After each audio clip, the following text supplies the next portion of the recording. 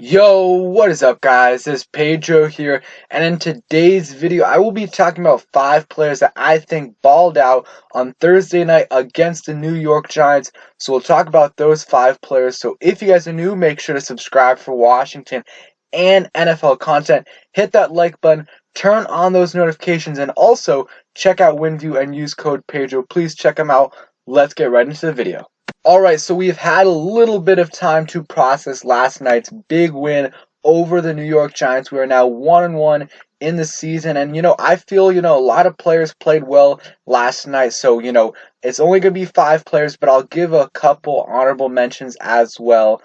So let's get right into it. The obvious one is Taylor Heinicke. I thought he played pretty well last night against the New York Giants. And one quick fact right here: in 3 starts as an NFL quarterback, including the postseason, Taylor Heinicke has completed 93 passes. That's the most completions by any quarterback over their first 3 career starts in NFL history. That is an insane stat, and just showing what Heinicke has been able to do over his first 3 NFL starts. He was 34 for 46, 336 yards, 2 touchdowns, 1 interception, 99.6 passer rating. I don't really like QBR that much anyways, but he got a 36 QBR rating right there, and got sacked 1 time. I thought he played really well. Yes, there were some, the interception was not great. That was not a good read. I think he had Antonio Gibson open in the flat, and then also,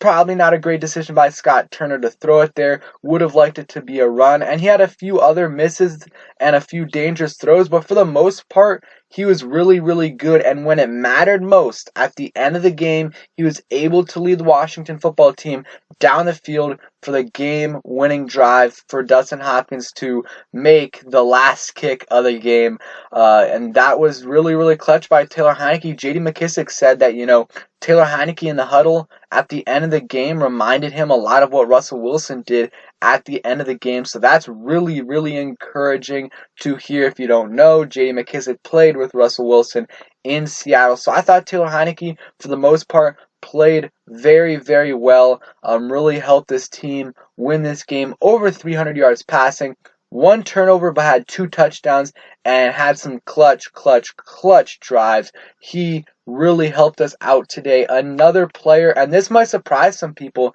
Jamin Davis. I thought he played well, way better than week 1. I don't think he was amazing, but he was much better, and I think he was our best linebacker out there. And that's not saying much because Cole Holcomb and Boston didn't play well, but still. And PFF, you have to take PFF with the grain of salt, and I don't necessarily agree with this rating, but I'll have to go back and watch the film. They had him as the highest graded defender in Thursday Night Football, so that's out of anyone on our defense and anyone on the Giants defense. He had an 89 grade on PFF. I thought he played well, though. I'm not necessarily that well, but let's go look at his stats real quick. Had 4 total tackles, 3 solo tackles, and he had a really nice, play in the run game where he stopped, Saquon Barkley for either no gain or 1 yard gain right there. That was a great play.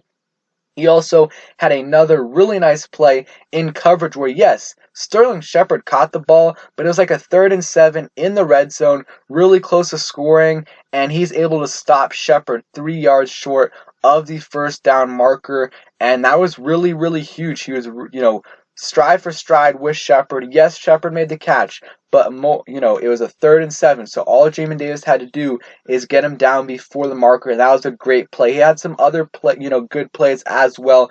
Didn't look lost out there at all, and really, only thing is he played not that many snaps. He actually played a higher percentage of snaps in week 1 than week 2. So let's see if he can not only perform well next week, but also with an increased number of snaps. I want to see his snaps start to increase and John Bostic's snaps start to decrease as the season goes on, so that Jamin Davis can be playing the majority of the snaps and Bostic can come in for certain situations. I'm liking the progression from Jamin Davis, and I think he's going to continue to get better week by week. It's going to take a while. Not every performance is going to be like this, and also he's not going to be playing only 39 or 40 50% of the snaps. He's going to be playing more than that in the future, but I thought he played pretty well, was good in the run game, good in coverage for the most part. Again, some of these things we cannot see from just, the TV copy,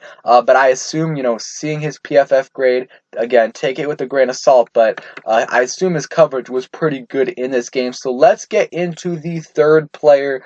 Okay, so the next player on this list, of course, is Terry McLaurin. He was an absolute beast last night. Let's go ahead and look at his stats. So he had over 100 yards and had a career high 11 catches, and 107 yards. The 107 yards is not a career high, but he's 11 catches is a career high for him. He also got a touchdown, and this is going up against James Bradberry, who is a very, very good NFL corner. So that's great job by Terry McLaurin. I love that Scott Turner, targeted Terry McLaurin a lot more in this game. Terry McLaurin and Logan Thomas got combined, 21 targets, which is great. That's what you want. Last week, they got a combined 7 targets. That is not what you want, and I'm really, really happy that they got, a lot more, targets towards Terry McLaurin and also Logan Thomas. But Terry was an absolute beast, just getting those yards after catch, making those clutch catches. Like at the end of the game, yes, it was only a 6-yard catch, but that was the difference between Hopkins missing and Hopkins making the kick. That was great to see by him. He also was able to get a touchdown, the first touchdown of the day. That was a great play by him. He was, for the most part, toasting up James Bradberry, except for that pick, and that was a great play by James Bradberry. But really, really happy to see, Terry McLaurin ball out, and he is. You can, pencil it in. He is, quarterback proof. It doesn't matter who is back there. He will be able to produce. It would help if he could have a franchise quarterback. His numbers in his career would be much better, but he's been able to, still put up numbers with quarterbacks like Dwayne Haskins, Case Keenum, Colt McCoy, Alex Smith. So we'll see if he can continue to do it with Taylor Heinicke, but they've got a pretty good, they've got good chemistry, and that is great to see. And, I just love Terry McLaurin, captain on the team, great leader, and a great player as well. So the next guy on this list, I think this is obvious, Jonathan Allen. He was great in this game, 90 PFF grade, 6 pressures, 2 sacks. He was just an absolute menace out there. He was our best defensive player out there, and he's been our best defensive player so far this season. He had 6 total tackles, 5 solo tackles, 2 sacks, 3 tackles for a loss, and 3 quarterback hits. He was a menace out there. Really helped us out. He's got 3 sacks on the season. It's really good to hear, or good to see him start to get those sacks, because he was getting pressure last year, just wasn't able to get to the quarterback. He was able to do that last night, and I think he's going to continue to do that. He got paid. He's feeling good.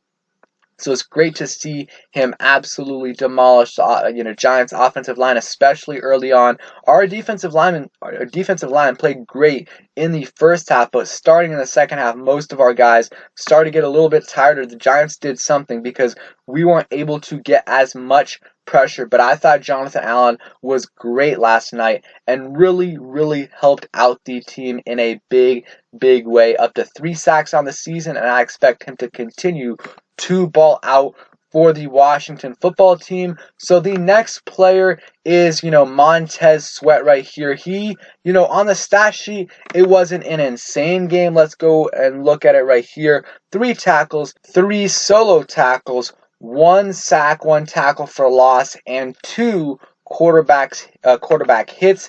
You look at also, he had 6 pressures. Both him and Jonathan Allen had 6 pressures, so that's great to see right there. Montez Sweat had a 79.1 pass rush grade and a 21.6% win rate, so that's great right there. He had a good game. He got some pressure on the quarterback. He was also really good in the run game.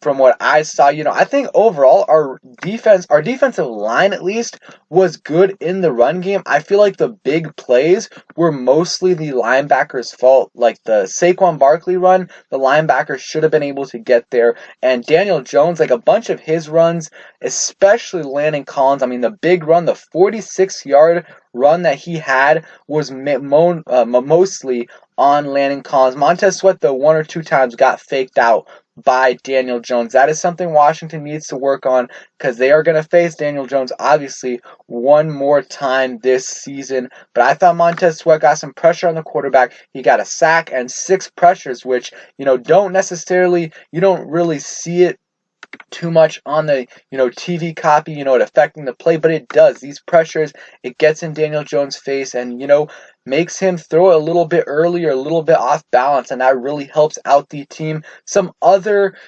guys that I thought played well, I'll give a couple honorable mentions. I really was debating between putting Gibson or Montez Sweat out there, but I just put Montez Sweat out there. But Gibson, I thought he was very good. 13 carries, 69 yards. That's very, very, very efficient. 5.3 yards per carry.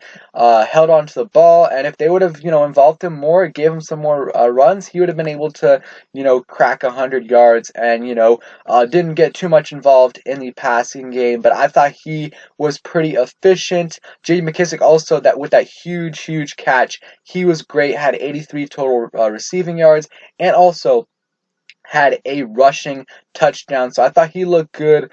Those are kind of the honorable mentions. Adam Humphries had a few big catches as well. Obviously, Ricky Seals-Jones had an amazing, amazing catch in the end zone. Let's see. I thought Benjamin St-Juste wasn't great, but he was definitely much improved from week 1. I thought his coverage was much better from last week. But that is pretty much it. Let me know in the comments down below if I missed any players that you guys thought played great that I didn't put on this list. And yeah, thank you guys for watching. I'm so happy we got this win. Did not get much sleep last night, but it was worth it. I'll catch up on it tonight. And again, guys, make sure to check out WinView. And yeah, use code Pedro. And yeah, thanks for watching and peace.